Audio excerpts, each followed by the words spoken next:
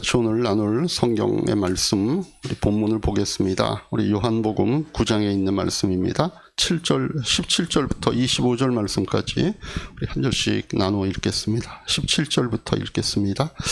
그들은 눈 멀었던 사람에게 다시 물었다. 그가 당신의 눈을 뜨게 하였는데 당신은 그를 어떻게 생각하시오? 그가 대답하였다. 그분은 예언자입니다.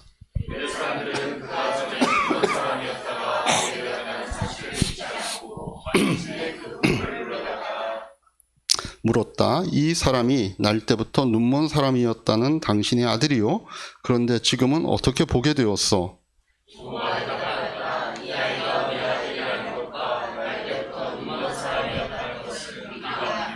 그런데 우리는 그가 지금 어떻게 보게 되었는지도 모르고 또 누가 그 눈을 뜨게 하였는지도 모릅니다.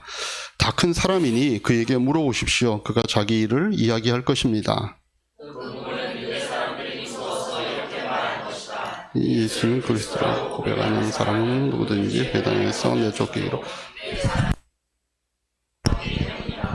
그래서 그의 부모가 그 아이가 다 컸으니 그에게 물어보라고 말한 것이다.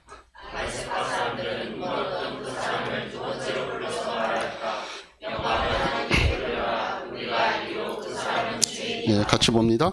그는 이렇게 대답하였다. 나는 그분이 죄인인지 아닌지 모릅니다. 다만 한 가지 내가 아는 것은 내가 눈이 멀었다가 지금은 보게 되었다는 것입니다. 아멘.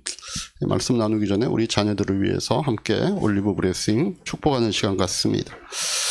하나님 아버지 은혜를 감사합니다. 저희들에게 자녀의 이름을 부를 수 있는 특권을 주셨습니다. 우리 아인이와 성재와 지원이와 수연이, 호은이와 기원이, 승현이와 윤선이와 윤희의 이름을 주님 앞에 올려드립니다.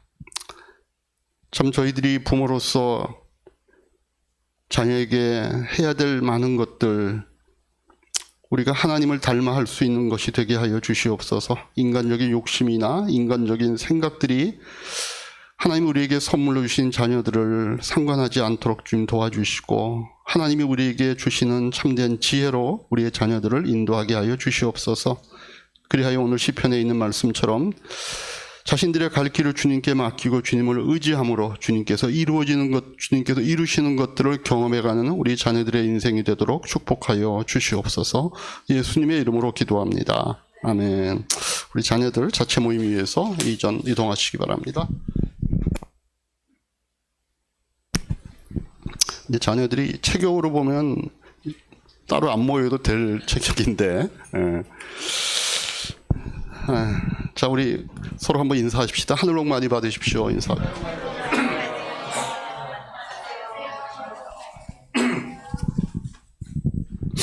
아유, 다들 간증도 그렇고 기도 준비하는 것도 다들 너무 잘 하셔가지고 참 좋은 것 같습니다. 자, 앞서서 우리가 했던 이제 복음에 대한 설교들을 쭉 우리가 해오고 있는데, 복음 안에서의 구원이 무엇인가 하는 것들이 계속 이어져 오는 그런 핵심적인 주제입니다. 우리가 얻은 복음 안에서의 구원을 우리가 제대로 이해하기 위해서는요, 믿음으로 구원을 얻는다라고 하는 아주 우리가 교회에서 상식적으로 쓰는 이 표현들을 우리가 어떻게 이해하는가가 굉장히 중요하다, 이런 말씀을 드렸습니다. 이 구원의 방법처럼 보이는 이 믿음을 어떻게 이해하는가에 따라서 복음에서 말하고자 하는 그 구원을 제대로 이해할 수도 있고, 아니면 자기는 제대로 믿고 있다고 생각하고 있는데 엉뚱하게 종교적인 차원의 구원의 길에 서 있는, 그래서 잘못된 구원관을 가질 수도 있다라고 하는 겁니다.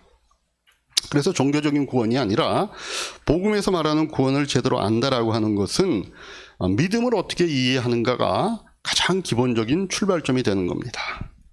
그래서 사도 바울이 로마서를 통해서 이 구원과 관련된 믿음이 오해되지 않도록 그건 행위가 아니다, 그건 삭시 아니다, 그건 자랑할 수 없다, 또 믿음은 하나님의 선물이다, 이거 값없이 우리가 얻는 거다, 이런 설명들로 그 필터링을 해주고 있는 겁니다. 그래서 우리가 알게 된 것이 뭐였습니까? 우리가 얻는 구원은 조건이나 원인 없이 그냥 은혜로 주어진 것이다 라고 하는 것을 우리가 분명히 알게 되었습니다. 자, 그래서 제가 몇 차례에 걸쳐 그런 설명을 했음에도 불구하고 아직 여러분들 가운데는 이 말이 무슨 말인지도 모르는 분도 계실 수 있고 또 듣기는 듣고 이해를 한 것처럼 보이는데 틈만 있으면 아직도 그 종교적인 구원의 프레임 속으로 돌아가려고 하는 분들도 분명히 있을 걸로 봅니다. 그래서 오늘 제가 드리는 이 설교를 통하여서 자신이 그런 사람인지 아닌지를 한 번 더 체크해 볼 수 있는 시간이 되었으면 좋겠습니다. 왜냐하면 이 부분이 분명하게 우리의 신앙적 기초로 자리매김을 해야지 이 복음과 구원에 대한 다음 진도를 나갈 수가 있는 거예요. 성화와 하나님의 자녀로서의 그 영광된 삶에 대해서 우리가 그 다음 이야기를 이 기반 위에 쌓아갈 수 있습니다. 그래서 제가 여러분들에게 질문을 하나 드리겠습니다. 그럼 구원받은 사람이 의로운 사람입니까? 아니면 불의한 사람입니까? 질문을 한번 좀 더 쉽게 바꿔서 말씀을 드리겠습니다. 의로운 사람이 구원받는 겁니까? 불의한 사람이 구원받는 겁니까? 답은 불의한 사람이 구원을 받는 겁니다. 그죠? 불의한 사람이 구원받아서 의로워지는 겁니다. 다 동의하시죠? 자, 그러면 이 사람이 구원을 받을 때는 제가 객관식으로 드리겠습니다. 어디에서 구원을 받는 것인지를 한번 여러분들이 한번 손을 들어 보십시오. 뭐 이렇게 들진 말고 제가 여기서 그래도 몇 사람이 어떻게 생각하는 걸 알 수 있도록 그냥 이렇게라도 한번 제가 33%의 확률을 갖고 있는 세 가지의 객관식으로 드리겠습니다. 어느 때 사람이 구원을 받는 것인가? 1번, 불의한 사람이 의로워지려고 하는 최소한의 노력을 하는 상태. 1번입니다. 2번은 그 과정을 통과해서 의로워진 시점. 3번은 불의한 상태로 있는 시점. 다 이해하셨죠? 1번, 불의한 사람이 의로워지려고 하는 최소한의 노력하는 상태의 구원을 얻는 것이다. 한번 손을 들어보십시오. 앞에 이렇게 들어도 됩니다. 네. 2번, 그 과정을 통과해서 의로워진 시점. 한번 손을 들어보십시오. 3번, 불의한 상태로 있는 시점. 손을 들어보십시오. 아무것도 안 든 사람은 뭡니까? 나는 손이 없다. 날 죽여라 그냥. 그겁니까? 정답은 3번이죠. 불의한 그때의 구원을 얻는 겁니다. 죄인이 회개할 때 구원 얻는 것이 아니라 죄인일 때 구원을 얻는다는 겁니다. 이게 제가 앞선 설교들에서 했던 얘기잖아요. 그죠? 근데 이 질문에 대한 답을 혹시 좀 망설였던 분이 있다면 그만큼 아직 이 성경이 말하고 있는 구원에 대한 이해가 분명치 않은 겁니다. 아직까지도 뭐가 정리가 안 돼 있는 겁니다. 뭔가 자기 생각이 꽉 차 있는 거예요. 어디서 들어온 생각인지 모르는데 그 생각이 가득 차 있는 겁니다. 왜 사람들이 그토록 이 문제에 헷갈려 하는가? 그건 불의하다는 것, 죄인이라는 것을 성경이 죽었다라고까지 표현하는 것에 대한 감이 없어서 그렇습니다. 그게 잘못되거나 뭐 무식하거나 믿음이 없어서가 아니라 이 부분에 대한 감이 없는 거예요. 성경은 분명히 우리의 예전 상태를 죽었다라고 표현을 하잖아요. 에베소서 2장 1절에 뭐라 그럽니까? 같이 한번 읽겠습니다. 시작. 여러분도 전에는 허물과 죄로 죽었던 사람이다. 이게 우리의 상태입니다. 그런데 성경은 바로 그런 때에 우리를 살려주었다고 얘기하는 거죠. 에베소서 2장 4절 5절의 말씀 다시 읽습니다. 시작.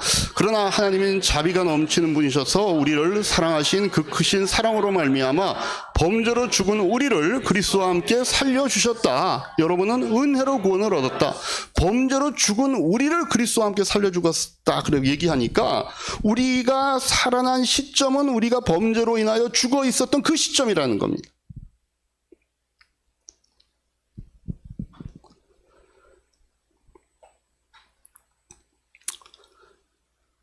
근데 우리가 죽었다라고 하는 것은 성경의 다른 표현으로 얘기하면 우리가 하나님을 알지 못할 때라고 하는 또 이 표현이 있죠. 그죠? 로마서 3장 10절에서 11절 말씀 우리 같이 한번 읽겠습니다. 로마서 3장 10절에서 11절 성경에 이렇게 기록되어 있습니다. 의인 없다. 한 사람도 없다. 깨닫는 사람도 없고 하나님을 찾는 사람도 없다. 이게 우리의 죽어있는 상태의 현실의 모습입니다. 우리가 하나님을 몰라요. 죽어 있으니까. 자, 그러면 이 하나님을 알지 못할 때 하나님이 우리에게 구원을 베푸셨다라고 한다면 그가 얻은 구원의 조건이 그 사람에게 있을 수가 없는 겁니다. 모르는 분에게 구원을 받기 위해서 내가 뭔가를 어떻게 할 수 있겠어요? 모르는데. 예전에 개그맨 이 조세호 씨가 한 유명한 말이 있죠. 선배 개그맨이 물은 거예요. 너 아무개 결혼식에 왔냐? 근데 안 갔다는 거예요. 그랬더니 그 분이 야 그럼 왜 안 갔냐? 그랬더니 누군지 모르는데 어떻게 가요? 그랬거든요. 그게 한동안 그 밈으로 많이 돌아다녔잖아요. 유튜브 같은데. 아니 하나님을 알지도 못하는데 어떻게 하나님이 주시는 구원을 위해서 내가 뭘 할 수 있겠어요? 내가 받은 구원인데 나에게 조건이 없는 겁니다. 제가 조금 더 설명을 하겠습니다. 여러분 죽어있는 시체에게 너 지금 저기 100m 앞에 떨어져 있는 저 전봇대까지 20초 내로 도착할 수 있으면 내가 살려주겠다라고 한번 가정을 해봅시다. 자, 그러면 그 상황에서 나는 이 시체를 어떤 지점에서 살려준 걸까요? 50% 확률의 객관식입니다. 1번. 그 시체가 출발을 해서 가는 동안에 구원을 얻은 거냐? 아니면 2번. 목적지까지 도달해서 구원을 받은 거냐? 어디 있을까요, 답이? 네, 죄송합니다. 잘 생각해 보세요. 이건 질문이 잘못된 겁니다. 왜? 아니 시체가 어떻게 말을 알아듣겠어요. 제가 시체를 놓고 너 저기까지 20초 안에 가면 살려주겠다 그랬면은 시체가 어떻게 말을 알아듣고 어떻게 움직여서 거기까지 가겠어요. 이거는 질문 자체가 잘못된 겁니다. 시체가 뛰어가려면 일단 뭐부터 돼야 돼요? 살아나야죠. 들을 수 있어야죠. 그러면 구원이 그렇다는 거예요. 구원은 시체에게 생명이 생겨났다는 것들을 의미하는 거예요. 그래서 사람은 구원을 얻기 전에는 들을 수도 없고 움직일 수 없는 시체에 불과하다. 우리는 영적으로 죽은 존재다라고 성경이 얘기하는 거예요. 근데 왜 우리가 아직 이런 부분들에 대해서 이렇게 감을 못 잡냐면 인간이 갖고 있는 죄된 본성 때문에 그런 겁니다. 죄 아래 갇혀 있는 우리 인간들은요. 시체로 출발하지 않고 그 이상의 어떤 존재로서 출발을 하려고 하는 겁니다. 그건 당당하고 싶은 거예요. 내가 그 조건을 내가 갖고 싶은 겁니다. 그래서 모든 종교에서는 그것을 그대로 다 통용시킵니다. 그 종교에서 얻는 축복을 얻기 위하여 네가 착하게 살아라, 도를 닦아라, 뭐 율법대로 살아라, 치성을 드려라. 이게 다 그 종교마다 갖고 있는 그 종교에서 주고 있는 그 복들을 얻기 위한 조건들이잖아요. 그 조건들을 갖추라고 얘기하는 겁니다. 치성을 드리든 도를 닦든 선행을 하든 율법을 지키든. 근데 성경은 뭐라 그래요? 로마서 4장 5절에서 이렇게 얘기합니다. 같이 읽겠습니다. 그러나 경건하지 못한 사람을 의롭다고 하시는 분은 믿는 사람은 이미 아무 공로가 없어도 그의 믿음을 의롭다고 인정을 받는다.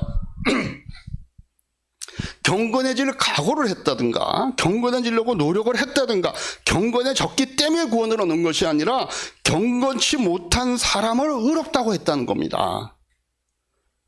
그 사람이 복이 있다고 얘기하는 겁니다. 그러니까 경건해지는 것은 결과이지 원인이 아니라는 얘기입니다. 이걸 로마서 5장 8절에는 바울이 또 이렇게 표현합니다. 다시 한번 읽겠습니다. 그러나 우리가 아직 죄인이었을 때 그리스도께서 우리를 위하여 죽으셨습니다.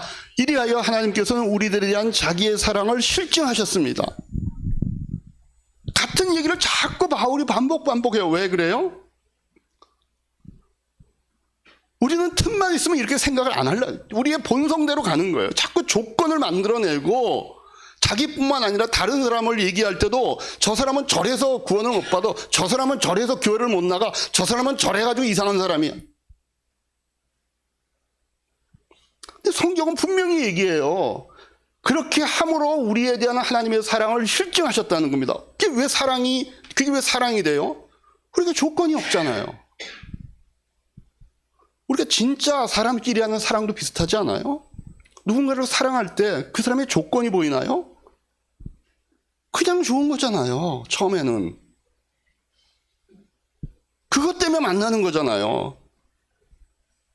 우리 연애하고 데이트할 때 처음에 뭐 그 사람의 모든 이력과 이런 걸 다 알고 나서 만나나요? 아니잖아요. 길 가다가 스쳤는데 좋아요. 따라가는 거잖아요. 네? 교회에서 이렇게 봤는데 저 자매가 너무 좋아요. 그럼 그냥 또 예배 끝난 다음에 한번 또 만나려고 얘기도 해보고 이러는 거 아니에요. 뭘 알고 하는 거예요? 하나님의 사랑이 그렇다는 겁니다. 하나님의 사랑이. 그래서 성경에서는요, 우리가 구원 얻은 것을 우리에게 구원에 대한 감각이 있기 전이다라고 하는 사실을 강조하는 겁니다. 그런데도 신자들 중에는요, 여전히 내가 저 전봇대까지 달리는데 늘 5등 안에 못 들더라. 늘 뒤처지더라. 아유, 나는 시체인가 봐. 라고 생각하고는 다시 본래의 자리인 시체로 돌아가 버리는 사람들이 종종 있다는 겁니다. 크리스찬들 가운데. 이거는요, 신앙을 잘하지 못하게 하는 아주 큰 병입니다. 달리는데 등수 안에 들어야 하는 것은 살아난 다음 단계의 일이지 구원 자체의 문제가 아니라는 것을 구별하지 못하는 데서 오는 영적인 착각입니다. 많은 신자들이요, 구원 얻은 후의 성장에 관한 문제와 구원 얻는 문제를 혼동하는 겁니다. 성장의 부분에서 부끄러운 거를 갖고 와서 자신의 구원에 대한 불안감을 느끼고, 내가 이 모양이니까 이제 교회를 잠시 떠나서 교회 밖에 사람들과 내가 달리기를 해갖고 5등 안에 들어가지고 다시 오겠다 라고 하면서 신앙을 짐짓 떠나는 일들이 생긴다는 겁니다. 그래서 밖에 나가 보니까 자기 세상 사람들하고는 달라. 그건 느껴져. 그러니까 나는 역시 믿는 사람이 맞구나로 생각하고 다시 교회로 돌아와. 그리고 어느 날 또 뭔가 마음에 문제가 생겨가지고 또 어떻게 해요? 내가 이래서 살아도 되나? 내가 신자라고 말해도 되나? 이런 마음이 들어 다시 또 교회를 떠나고, 그리고 나갔다 보니까 다시 좀 깨닫고 다시 돌아오고, 다시 나가고, 다시 돌아오고, 이러고를 반복하는 이게요, 우리 신앙에 무슨 도움이 되겠어요? 오늘은 이 교회에서는 그게 채워지려나? 또 아니야. 또 나가고, 조금 있다 또 딴 교회 가보고. 그래도 무슨 신앙이 잘하겠어요? 이게 남 얘기가 아니라 사실 제 얘기하는 겁니다. 제가 젊은 시절에 교회에서 말씀을 들으면은 어떻게 살아야 하는가에 대해서는 알겠는데 실제로 내 삶은 거기에 미치지 못하니까 자꾸 회의가 드는 겁니다. 내가 이러고도 교회 다니고, 내가 이러고도 내가 모태신앙이라고 얘기할 수 있고, 내가 이러고도 사람들에게 제 교회 다니라고 불리우는 이게 내가 제대로 되는 걸까? 나는 너무 이중인격자야. 뭐 이런 마음이 들어가지고 차라리 이럴 바에는 떳떳하게 내가 교회를 떠나서 그냥 세상에 가서 살자. 그래가지고 주일날 교회 안 나가고 안 믿는 친구들과 만나서 어울리고 이렇게 해봤는데 그 친구들의 세계에 들어가 보니까 거기 있는 게 안 편한 거예요. 그래서 어떻게 해요? 여긴 내 자리가 아니구나. 난 역시 하나님의 자녀인가 봐. 이렇게 하고 다시 교회로 돌아온, 몇 번을 그랬던 시절이 있는 겁니다. 여러분, 우리 구원의 확실성은요, 시체였던 내가 갑자기 감각을 갖게 됐다라고 하는 것으로부터 확인돼야 되는 겁니다. 내가 시체라면, 죄인이라면 감각할 수도 없는 부분을 감각하고 있다는 그 팩트로 확인이 돼야 되는 겁니다. 그게 팩트입니다. 여러분, 시체는요, 썩어가는 자기 몸을 걱정할 수가 없습니다. 그죠? 내 몸에 썩어서 냄새가 나네? 내 팔이 지금 썩어가고 있네? 내가 지금 아무것도 못하고 있네? 이거를 시체는 걱정하지 않아. 왜? 죽어있는데 뭔 그런 걱정을 해요. 근데 그런 감각이 있다는 거는 최소한 시체는 아니라는 거죠. 이런 확인법이 바로 오늘 본문에 있는 눈뜬 사람의 이야기를 통해 우리가 좀 더 분명히 알 수 있습니다. 우리가 지난번 설교에서도 간단히 살폈지만 날 때부터 소경이었던 이 사람 예수님 고쳐주셨잖아요. 그 소경이 눈을 뜨니까 유태인들이 그 사건을 매우 싫어합니다. 예수님이 소경의 눈을 뜨게 한 것도 싫고 예수님께서 그런 기적을 일으켰다는 사실 자체도 부정하고 싶어가지고 그 소경이었던 그 사람을 붙잡아다가 두 가지 질문을 한 거예요. 첫 번째는 정말 예수라고 하는 사람이 너의 눈을 뜨게 해주었는가? 두 번째는 네가 진짜 소경이었나?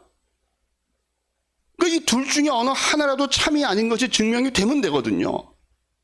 예수님이 하지 않았다면 소경이 눈을 떠도 상관할 게 없는 거고, 예수님이 뜨게 한 것이 사실이라면 원래 소경이 아니었던 그가 눈을 감고 있다가 괜히 떴다라고 한 거라고 우기려고 두 가지 질문을 하는 겁니다. 근데 소경이었던 사람이 가만히 분위기를 보니까 괜히 정직하게 대답을 했다가는 이게 좀 큰일 날 것 같아. 이 사람이 아주 지혜롭게 대답한 거예요. 나는 딴 거는 잘 모르겠어요. 그런데 옛날에는 안 보였거든요. 근데 지금은 보여요. 너무 정확한 대답 아니에요?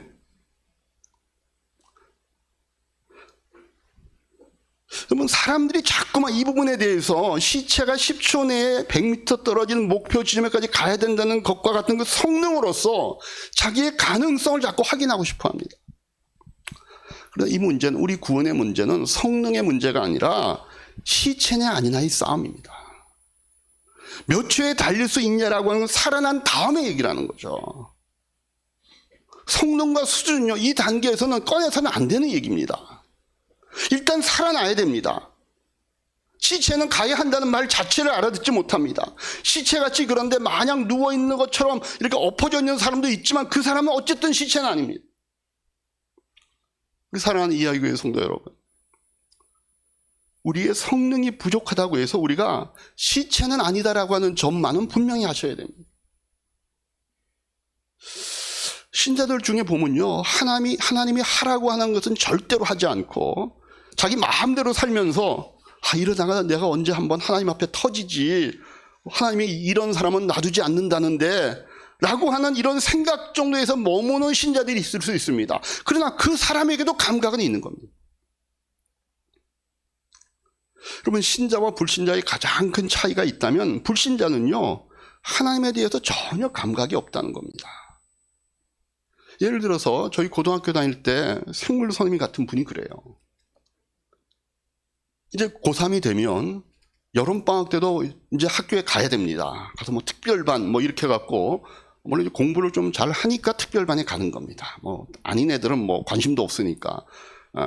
그런데 그 반에 모여있는 학생들 가운데 교회 다닌다는 학생이 있다는 걸 아니까 수업 시간에 이 선생님이 뭐라 그러면, 야, 너희 교회 다녀? 야, 하나님이 어딨냐. 차라리 내 주먹이나 밀어라 임마. 이러면서 주일날도 해야 될 숙제까지 막 내주는 겁니다. 근데 제가 그때는 너무 기분 나쁜 거예요. 이상하고. 속으로 지옥이나 가라 뭐 이렇게 했는데, 근데 나중에 생각해 보니까 이분이 하나님을 모욕해서 하기 위한 말이 아닌 거예요. 이분이 전혀 감각이 없기 때문에 하는 말이에요. 만약에 그렇게 하는 그분의 또 다른 이유가 있다 그러면, 여러분, 죄가 영적인 문제에 대해서는 배타적이기 때문에 그런 말을 하게 되는 겁니다. 마치 식물이 주광성이기 때문에 햇빛을 향해서 이렇게 그 줄기가 뻗잖아요. 불나방이 불을 향해 달려들잖아요. 그것처럼 신자의 감각은 자연적으로 하나님을 향하지만, 하나님을 모르는 죄인들은요, 하나님에 대한 얘기나 영적 얘기가 나오면 일단 그들의 감각은 일단 반대표로 가는 겁니다. 의도해서가 아니에요. 그러면서 뭐라, 나는 천당 같은데 안 가. 뭐 거기 가면 뭐가 재밌겠어? 지겨울 것 같아. 뭐 하나님 그런 사람이 어디 있어? 늘 이렇게 거꾸로 가는 것은 그 사람들이 하나님을 의도적으로 모욕하려고 하는 게 아니라 하나님에 대한 감각이 없기 때문에 아무 말이나 막 하는 겁니다. 반대로 신자들은 어때요? 하나님의 말씀 제대로 못 살고, 어떨 때는 하나님의 말씀에 의문을 품기도 하고, 어떨 때는 하나님의 말씀에 안 듣고 어디 도망을 가면서도 늘 손 하나는 어디다 걸쳐놓고 시선은 그쪽을 바라보면서 도망가죠. 요나 선지자 같은 게 그거예요. 하나님을 피해서 뱀이 밑바닥까지 도망가 놓고 나중에 풍랑이 일어가지고 자신이 풍랑의 원인으로 지목이 되니까 뭐라 그래요? 그 사람들 앞에? 요나서 1장 9절이 그런 거예요. 보세요 한번. 그가 그들에게 대답하였다. 나는 히브리 사람이요 하늘에 계신 주 하나님 바다와 육지를 지으시니 그분을 섬기는 사람이요. 여러분, 지금 이 요나의 고백이요, 사실은요 굉장히 멋쩍은 발언이잖아요. 지는 하나님 피해가지고 뱀 밑바닥에 숨어 있다가 제비를 뽑아가지고 뽑혔어. 그러면은 그냥 그 상황에 맞는 말을 하려면 아이고 미안하다, 아니면 죄송하다, 아니면 저 풍랑 있는데 저를 저기다 던지지 마세요라든가 뭐 이래야 될 텐데 갑자기 그 상황이 안 맞도록 뜬금없이 커밍아웃을 하는 거예요. 내가 하나님을 섬기는 사람이다, 하늘의 하나님의 자녀다, 뭐 이렇게 하고 있잖아요. 이게 자기 의지가 아니라 지울 수 없는 그의 영적 DNA가 반응을 하는 겁니다. 여러분, 만약 우리가 겪고 있는 인생의 풍랑 가운데 내가 이래도 되나? 내가 그래도 예수 믿는 사람이라고 했는데 이 상황 속에서 이렇게밖에 내가 반응을 못하고 있냐라고 괴로워하고 있다면 그것이야말로 여러분의 영혼이 하나님께 동기화되어 있다는 사실의 분명한 증거입니다. 자기의 정체성을 부인할 수 없는 겁니다. 근데 세상 사람들은 그렇게 자기 정체성을 확인하지 않아요. 감각이 없어요. 죽어 있어요. 그래서 죄인들은 비록 그 사람들의 도덕적으로나 윤리적 차원의 고상한 위치에 와 있다 할지라도 자기들이 의도해서 하나님께로 안 나오고 있는 것이 아니라 하나님 쪽으로 가 있을 수가 없어요. 왜? 그쪽으로는 그들의 영이 반응하지 않는 거예요.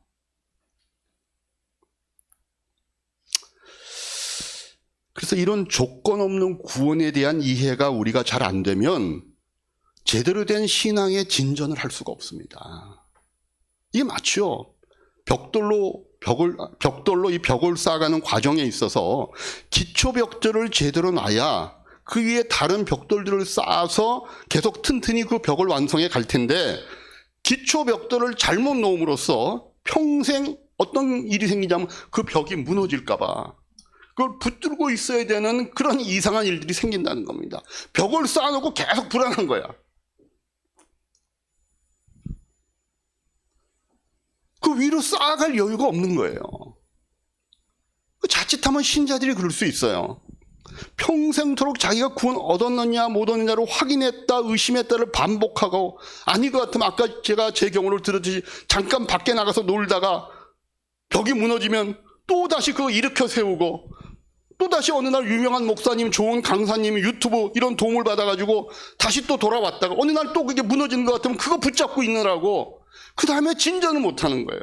아니, 벽을 쌓았으면 쌓아지는 그 벽이 만들어준 공간 속에서 우리가 다른 삶을 살아야 되잖아요. 근데 맨날 벽만 붙잡고 있는 거예요. 내가 구원 얻었나 못 받았나. 이런 식으로 우리의 구원 문제를 정리하는 데 있어서 가장 혼돈을 가져오는 부분이 뭔가 하면 사실과 인식이라고 하는 걸 우리가 혼돈하는 겁니다. 우리의 구원이 이루어진 사실의 시점하고 우리가 그것을 인식하는 시점하고는 다른 겁니다. 우리의 구원은요, 하나님께서 예수 그리스도의 십자가를 통해 우리 죄를 용서하고 예수 그리스도의 의로움을 우리에게 전가해 줄 때 일어난 것입니다. 이거 우리가 태어나기도 전의 일이잖아요. 더 나아가 이런 인간의 타락을 알고 계신 하나님의 계획 속에서는 이미 창조 전에 일어난 일이라고 성경이 얘기합니다. 에베소서 1장 4절 같이 한번 읽겠습니다. 하나님은 세상 창조 전에 그리스도 안에서 우리를 택하시고 사랑해 주셔서 하나님 앞에서 거룩하고 흠이 없는 사람이 되게 하셨다. 태어나기 전도 아니라 창조 전에 이미 우리를 하나님이 택하셔서 그 예수 안에서 우리를 흠없고 의로운 사람이 되게 했다라고 얘기하잖아요. 그럼 우리가 넷플릭스나 유튜브 이런 거 구독하잖아요. 이런 구독 서비스 이용할 때 한번 생각해 보십시오. 만약 누가 나를 위해서 평생 이용권을 결제해뒀다고 생각을 한번 해보세요. 내가 내 아이디 입력하고 내가 거기다 접속하기도 전에 이미 그 서비스는요, 결제가 완료된 상태입니다. 내가 접속을 안 했다고 해서 결제 사실이 사라지는 게 아닙니다. 접속하는 순간 영화가 나오는 것은 나의 접속 실력 때문이 아니라 이미 지불되어 있는 결제 금액 때문인 거예요. 우리는 그저 그 결제된 사실을 확인하고 누리는 것뿐입니다. 우리 마음에 이런 마음이 생겨요. 아니, 그러면 어떻게 2000년 전, 아니 창조 전에 어떻게 우리의 구원이 이루어질 수 있는가? 도무지 이해할 수 없는 일이다. 근데 여러분, 이거는요, 우리가 4차원이라고 하는 이 시간 공간이 제한되어 있는 세계 속에 묶여있는 우리의 문제이지 하나님께는 문제가 안 됩니다. 우리는요, 시간이 과거에서 미래로 흐르는 4차원의 세계에 갇혀 있지만 하나님은 그 틀 밖에서 보시는 거잖아요. 우리의 구원은요, 하나님 쪽에서 보자면 이미 창조 전에 결제 및 배송 완료가 된 데이터 같은 겁니다. 하지만 우리 입장에서 보면 시간이라고 하는 타임라인 위에서 스트리밍으로 그 데이터를 한 장 한 장씩 받아보고 있을 뿐이에요.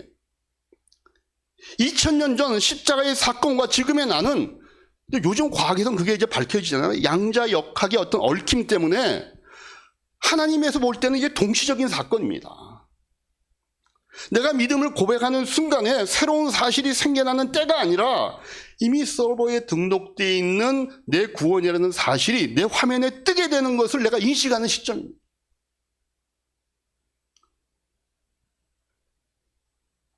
우리는요, 그렇게 시간을 따라갈 수밖에 없는 존재이기 때문에 2000년과 지금이 별개라고 생각이 되는 거죠. 근데 초시간적으로 존재하신 하나님 입장에서 보면요, 2000년 전이나 지금이나 차이가 없는 거예요. 우리만 그렇게 느끼는 거예요. 딱 같은 시간대인 겁니다. 어쨌든 나도 과학을 잘 모르고 여러분도 과학을 잘 모르니까 더 얘기하면 서로 실력이 뽀록 나니까 일단 거기까지는 하고, 어쨌든 이런 창세전에 이루어진 구원이 나의 구원으로 그래도 작동하려면 내가 버튼을 누르는 그 시점, 내가 인식하는 시점은 있어야 돼요. 그래야 사람이 그때로부터 다음 단계로 나갈 수 있기 때문에 그렇습니다. 그렇게 하나님께서 나에게 베풀어준 그 구원을 내가 인식할 때 나오는 반응이 뭔가 하면 회개한다, 믿는다, 영접한다, 내가 하나님을 믿고 순종하며 살겠다라고 하는 그 표현들이 나오는 겁니다. 근데 이거는 인식의 시점이지 사실의 시점이 아닌 겁니다. 우리가 죄를 알고 회개하고 순종하겠다 결단하는 거, 구원 얻고 난 다음에 나오는 필연적인 반응이라는 겁니다. 그게 구원이 아니라 하나님의 말씀에 순종하는 것, 그게 구원을 만들어내는 게 아닙니다. 생명이 살아난 자로서의 자연스러운 반응이라는 거. 마치 내가 내 부모로 인식하는 시점과 부모로 존재하는 사실의 시점이 다른 거하고 마찬가지죠. 내가 부모를 부모로 인식하지 못한다고 해서 부모 자녀 관계가 아닌 거는 아니잖아요. 우리가 하나님을 하나님답게 인식하지 못한다고 해서 하나님의 자녀가 아닌 것은 아니라는 말입니다. 비록 현재 내가 불효자의 모습으로 살고 있다 할지라도 내가 자녀가 아닌 건 아니죠. 그러면 이게 구원을 얻는 믿음에 관한 것인데, 이게 구원에 대한 확인의 방법인데, 그럼 왜 전도할 때나 교회에서 예수 영접 프로그램 이런 거 할 때 왜 예수 그럼 믿으세요? 예수 믿어야만 구원을 얻는다처럼 마치 우리가 믿을 때 구원을 얻게 되는 것처럼 그렇게 얘기하는가라고 하는 궁금증이 생기는 겁니다. 그거는요, 사실을 담고 있는 내용하고 그 사실을 표현할 때 표현법의 차이입니다. 우리가 자연세계에 일어나는 일도 같은 사실인데 다르게 표현합니다. 그죠? 우리가 석양에 지는 해를 보고 과학적 사고를 갖고 있는 사람들은 뭐라고 얘기해야 그게 흡족하냐 하면, 태양의 직사광선이 직립한 인간의 눈동자에 수직으로 비치고 있다. 이러면 정확한 정확한 표현 같아. 근데 보통은 그렇게 얘기 안 하잖아요. 그렇게 지는 해를 보고 뭐라 그래요? 석양의 해가 서산마루에 걸려있네. 그렇게 표현하잖아요. 두 가지 표현이 서로 다른 얘기를 하는 게 아닙니다. 같은 얘기를 하고 있는데 하나는 과학적 표현에 치우친 것이고 한쪽은 상상력과 수사학적인 표현입니다. 어느 한쪽이 잘못된 게 아닙니다. 그것처럼 구원에 대한 것도 불신자를 상대로 전도할 때와 성도들이 알아야 하는 것을 표현할 때는 달라야 된다. 우리는 전도할 때 예수님 믿으세요. 예수 믿어야 천국 갑니다. 지금 이렇게 살아서는 안 됩니다. 이렇게 표현할 수밖에 없습니다. 그 이상의 것을 그분들이 알아들을 수도 없고 시간적으로나 상황적으로 그걸 찬찬히 설명할 수가 없습니다. 그러나 일단 예수를 믿겠다고 하고 그 안으로 들어와서 그 생명이 움직이고 있다는 사실을 우리가 확인하게 되면 그 다음에는 지금 우리가 알고 있는 것과 같은 이런 내용들을 그분에게도 가르쳐줘야죠.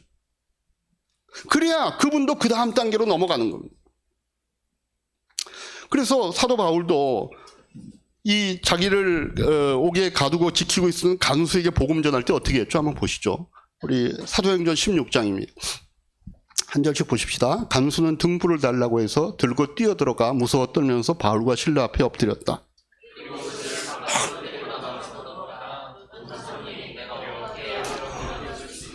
그러니까 바울이 뭐라고 대답해요?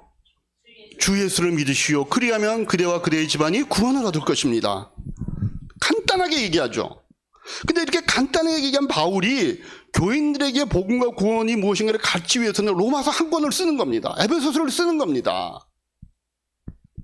대상이 다르고 상황이 다르기 때문에 이런 차이를 만드는 겁니다. 근데 달랑 이런 전도 상황의 어떤 주고받는 이런 어떤 문장만을 보고 그냥 기독교에서 말하는 이 구원을 그냥 믿어서 구원 얻는 것이라고 단순하게만 그냥 끝나고 가면 기독교를 가난하게 만드는 겁니다. 기독교가 담고 있는 엄청나고 풍요로운 복된 자원을 우리가 다 놓치는 겁니다. 그래서 우리가 구원과 믿음에 대해서 전할 때 주어진 상황 속에서 할 수 있는 영역과 우리가 이해해야 할 영역이 더 있다는 사실을 구별해서 알고 있어야 된다, 우리는. 그래서 우리가 전도할 때는요, 주 예수님을 믿으셔야 합니다. 그래야 구원 없습니다. 입으로 고백하고 마음으로 믿으셔야 됩니다. 이렇게 말은 하지만 그건 맛보기라는 거죠. 맛보기. 이게 전체가 아닌 거예요. 지금은 우리가 수박 같은 거 당도가 다 이미 브릭스로 이렇게 나오지만 옛날에는요 몰라요. 그러니까 어떻게 옛날 수박 살 때 삼각형으로 이렇게 겉을 그어가지고 맛보기를 다 주잖아요. 그걸 좀 작게 잘라주는 상인은 좀 야박한 상인이고 크게 삼각형을 잘라주면 그래도 맛이 제대로 보여지고. 근데 그게 조각이 크든 작든 그것은 맛을 보기 위한 한 조각입니다. 그 조각은 수박 전체의 맛과 동일하긴 하지만 그게 수박 전체는 아니에요. 그 풍성함과 달콤함과 시원함은 수박을 다 먹는 것으로 가야 그 진짜 맛을 알잖아요. 그래서 우리가 예수를 믿어야 구원 얻는다라고 말할 때는 그 믿음이 조건이 되어 구원을 얻게 된다라고 하는 뜻이 아니라는 것은 그 말을 전하는 자들은 알고 그 말을 전해야 된다는 거예요. 그렇게 말하는 이유는 그 불신자에게 짧은 시간과 제한된 상황 속에서 기독교의 복음을 선명하게 다 얘기할 수가 없는 겁니다. 그래서 지금은 이렇게 선포할 수밖에 없지만 그러나 내가 선포할 수 있는 내용과 그 내용을 내가 이해하고 있는 것과는 다르다라고 하는 걸 구별하고 우리는 알고 있어야 됩니다. 그게 출발점이고 그 단계를 넘어가면 구원은 내가 원인이 될 수 없는 것이고 하나님의 은혜와 사랑이 원인이고 그럼에도 나에게는 예수 그리스도의 모든 것이 주어진 하나님의 신분이다라고 하는 것들, 그게 우리의 이미 된 모습이다라고 하는 것들을 우리가 알고 그 얘기를 해야 된다. 사랑하는 우리 이야기교회 성도 여러분, 이렇게 기독교의 구원은요 하나님의 열심으로 이루어놓은 복된 상태 속에 우리가 값없이 참여하는 겁니다. 하나님의 열심입니다. 내 열심이 아닙니다. 내 조건이 아닙니다. 말씀을 맺겠습니다. 더 이상 앞으로 여러분들 마음 가운데 내가 구원을 얻었을까 아닐까로 걱정하고 흔들리지 마시기 바랍니다. 그런 생각을 하는 자체가 이미 내가 구원받았다는 증거이기 때문에 그렇습니다. 내 영이 살아난 증거이고 내가 중생하여 영생을 얻은 자이고 영적 세계를 감각하는 자라는 사실입니다. 그러니 이제 거기서부터 이렇게 죄인된 나를 값없이 하나님의 은혜와 하나님의 열심으로 의로운 자녀 되게 하여 주셨으니 이제 나는 어떻게 살아야 될까를 생각해 보시고 묻고 하나님이 주시는 그 방향으로 내 마음을 돌리시는 우리 이하교회 여러분들 되시기를 주님의 이름으로 축복합니다. 그럴 때 하나님의 말씀도 달게 느껴질 것이고 기도의 자리도 편해질 것이고 천국의 소망도 친근하게 느껴집니다. 그런 삶이 되는 이번 한 주간이 되기를 다시 한번 주님의 이름으로 축복합니다. 기도하겠습니다. 들으신 말씀 생각하면서 여러분들 노트하셔서 한 주간 동안 또 여러분들이 붙잡고 살 수 있는 그런 근거의 말씀들로 삼으시기 바랍니다. 1분 정도 시간을 드립니다.